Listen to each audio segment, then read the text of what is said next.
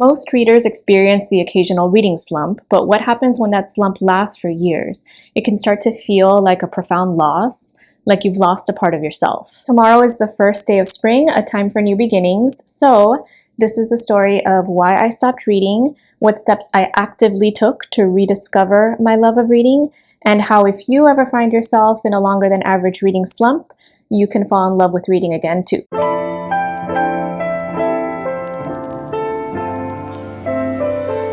I grew up reading and studied literature in college, but by the time that I finished my graduate degree, I'd spent so much time reading academically that it's almost like I didn't know how to just read for pleasure anymore. While I'd read a book here and there, reading was no longer this constant in my life. Meanwhile, I continued to maintain a personal identity as a reader, even though I hadn't properly read in years, so I started to feel like an imposter. I also didn't want to continue to miss out on the intellectual, cognitive, social, and sentimental value that I'd always gotten out of reading. Something had to change. It's really just about reforming, or if you've never been a reader, then forming the habit.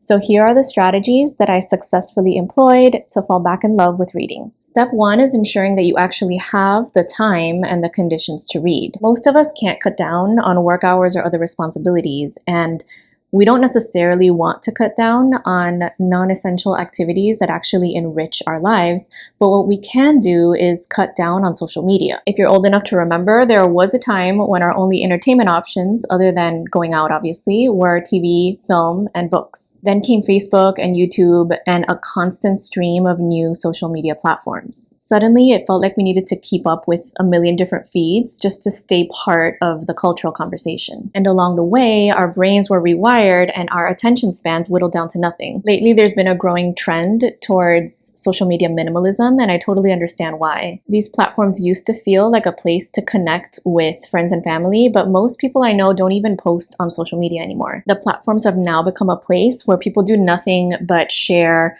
amusing or despondent reels with one another. So they've just become a drain on our time. So I started gradually stepping back. I still watch YouTube, but I am highly selective and I only watch long form content. And I still have the Instagram app on my phone, but I don't get any notifications and I'm rarely on it. I check in every maybe couple weeks, see what people have DM'd me, and then call it a day for the next couple weeks. That small shift freed up time, helped to start repairing my attention span, and pulled me out of that algorithm hamster wheel, which are all things that have made it much easier to rebuild a reading habit. If you find yourself pressed for time despite limiting your screen time, almost everybody can commit to reading for just 10 minutes a day. Right before bed is a great time. I always have whatever I'm reading sitting on my nightstand so that I can quickly grab it and read for a few minutes, even if I already feel sleepy, even if I'm finding the read a little bit boring or monotonous in that moment. Morning is also great when you actually get a chance to sleep in. Earlier today, for instance, it was a rainy Sunday morning. I woke up with nowhere to be. I went to the bathroom, went back to bed, and grabbed my book. Even before making my coffee, I can easily read for a few minutes.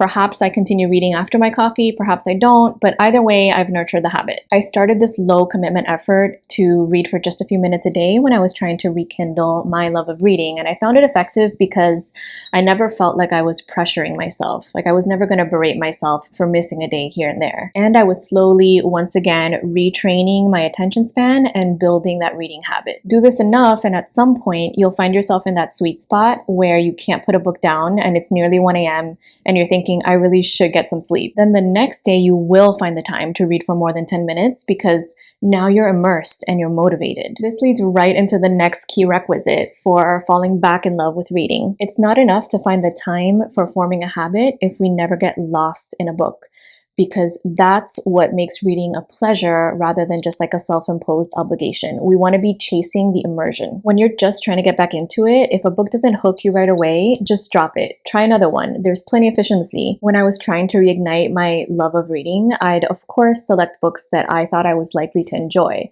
But sometimes, no matter how promising the description sounded, I would read a chapter or even just a few pages and think, maybe later. Then there are the books that do hook you right away, but lose you somewhere along the line. I used to feel shame about DNFing books, and actually I rarely do it now, but At the time, I found it useful because it prevented me from feeling stuck or feeling demotivated. I think that for most people, it just takes finding that one book and then you're off. Eventually, we develop more of a tolerance, a patience for sitting with a book that isn't immediately gripping or intriguing. And some of my best reads start out that way, but we can also practice patience with ourselves as we level up to that. Another strategy for building these mental muscles is reading multiple works at once. I always had and still have numerous books in my Rolodex, if you will.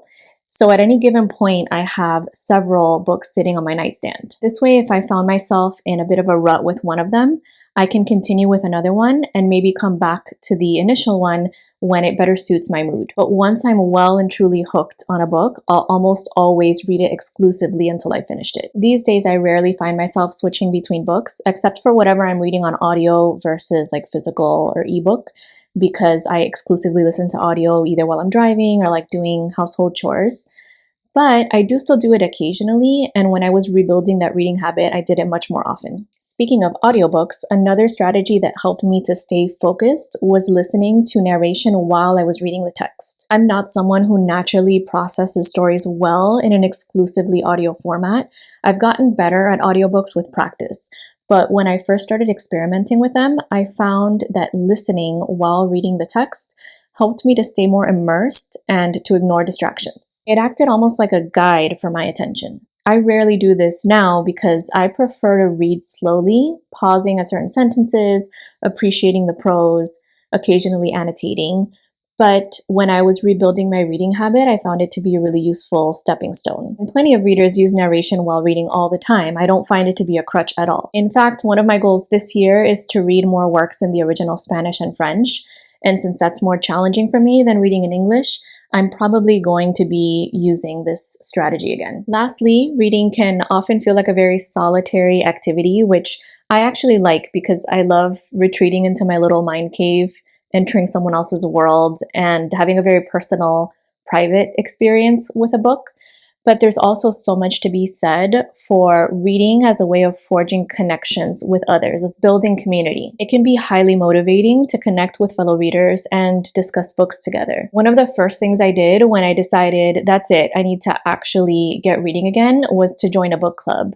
It adds just very light pressure to actually read a book. But knowing that you'll get to talk about it and hear what others thought keeps you more engaged, even if it's not a book that you're especially enjoying. It also keeps you reading more actively because you're wondering if others will feel similarly about certain aspects of the book.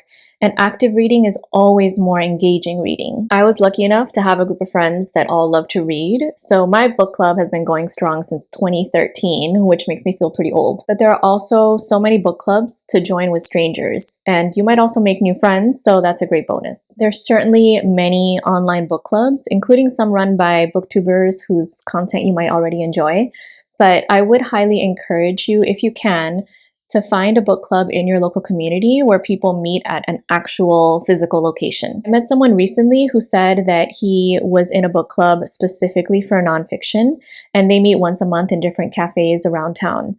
So there are different book clubs for different reading tastes. I don't know about you, but I always find someone else's enthusiasm for something to be really infectious, and reading can certainly be about connection. So that's my story, and those are my tips for rediscovering or perhaps discovering your love of reading. If you've gotten this far, please do subscribe, and I'd love to continue the conversation in the comments. Have you ever fallen into a longer than average reading slump, or are you in one right now? If you're trying to get back into reading, I'd also love to know what kind of books you're reaching for at the moment. Wishing you a happy spring, and I hope your next read is a great one. Bye-bye.